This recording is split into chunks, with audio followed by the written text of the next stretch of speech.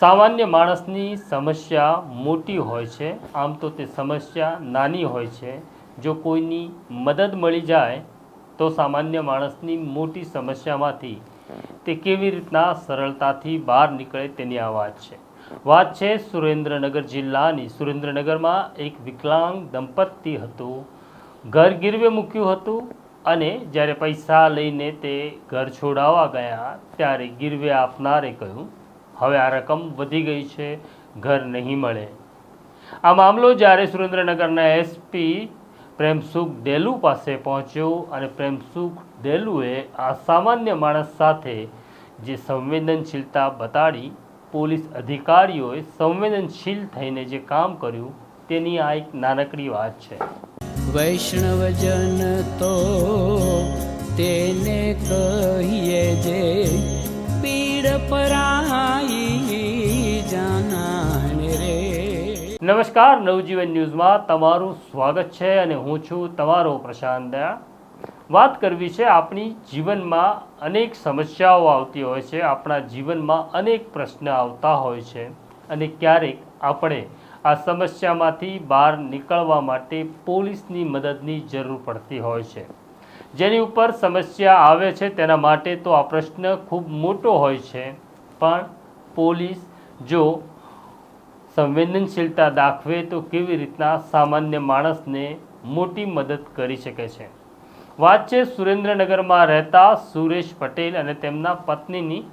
બંને વિકલાંગ છે, ફરસાણ વેચવાનો ધંધો કરે છે. પૈસાની જરૂર હતી માટે તેમણે સુરેન્દ્રનગરના જ કિશોર હડિયલ પાસેથી 6,70,000 રૂપિયા લીધા હતા અને તેના બદલામાં તેમનું ઘર તેમણે ગીરવે મૂક્યું હતું.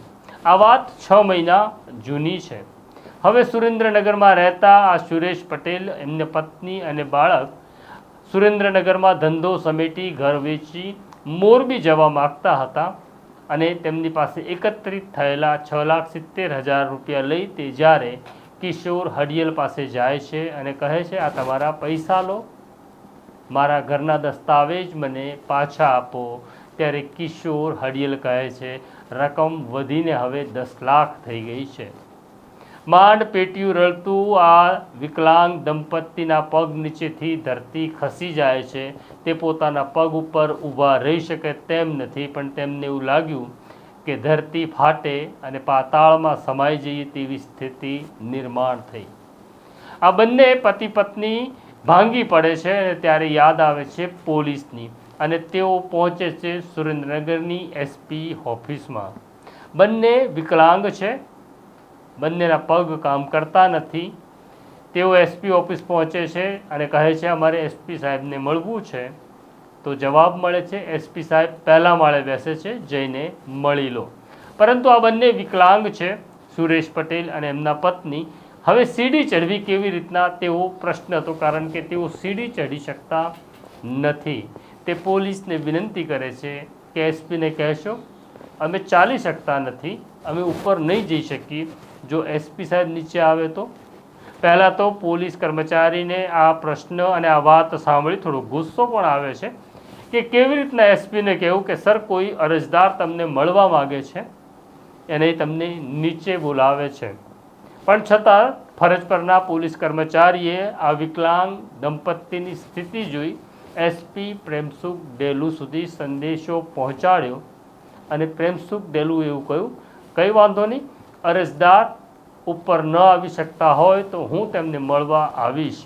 અને પછી પોતે એસપી પ્રેમસુખ ડેલુ પોતાની ઓફિસમાંથી બહાર નીકળે છે, પહેલાં વાળથી નીચે ઉતરી આવે છે અને એસપી ઓફિસના પટાંગણમાં બેઠેલા આ દંપતીને મળે છે.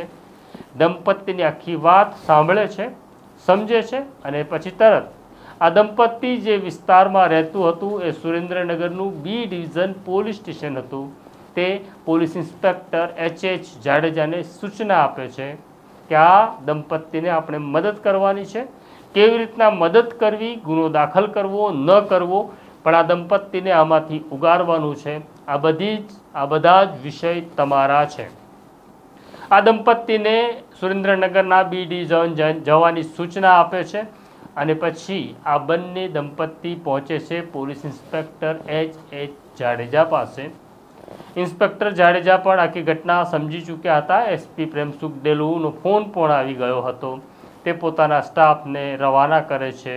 કિશોર હડિયલને લેવા જાય છે અને કિશોર હડિયલ જે ભાષામાં સમજે તે ભાષામાં તેની સાથે વાત થાય છે. કિશોર હડિયલ ઘરના જે દસ્તાવેજો તેણે લઈ લીધા હતા તે કિશોર હડિયલ આ દસ્તાવેજ વિકલાંગ દંપતીને પરત કરે છે. એક નાના માણસને પોતાનું ઘર પાછું મળ્યું.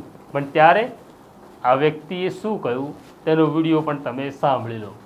હું ડીએસપી સાહેબની ઓફિસે ગયો. ડેલુ સાહેબ મને ઉપરથી નીચે ગ્રાઉન્ડમાં અમને બંને પતિ પત્નીને સાંભળ્યા અને એમને મને સાચો એવો માર્ગ બતાવ્યો કે તમે બી ડિવિઝન પોલીસ સ્ટેશનમાં જાઓ, ત્યાં તમારો રસ્તો નીકળી જશે. અને અમે પતિ પત્ની બંને દિવ્યાંગ હોવા છતાં અમે અમારું પેટ ગુજરાન માટે મારું એક્ટિવા લઈને આશરે 50-60 કિલોમીટરના અંતરે હું મારી ફરસાણની ફેરી કરું છું.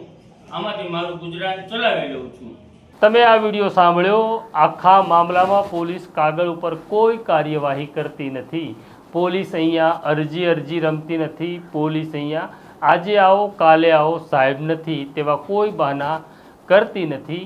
ક્યારેક આવું પણ થાય છે. ત્યારે લાગે છે કે હજી ઈશ્વર છે અને માટે જ ઈશ્વર ચમત્કાર કરે છે.